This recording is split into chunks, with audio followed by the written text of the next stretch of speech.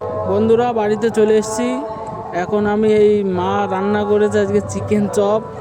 Chicken চপটা দেখুন কত সুন্দর সফট হয়েছে, মা রান্না করেছে নিজে হাতে। ঠিক আছে, এই দেখুন চিকেনের পিস। ঠিক আছে, এই যে আলুটাও কত সুন্দর নরম। বাড়ির খাবার যেরকম হয়েছে মা রান্না করেছে, খুবই ভালো। আমি খেতে খুবই ভালোবাসি। ঠিক আছে, এখন একটু খাওয়া যাক।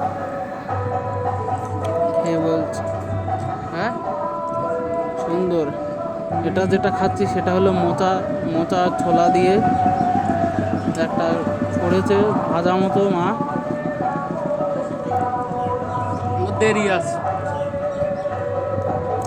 বন্ধুরা তোমরাও বাড়িতে রান্না করে খাও, ভালো থেকো।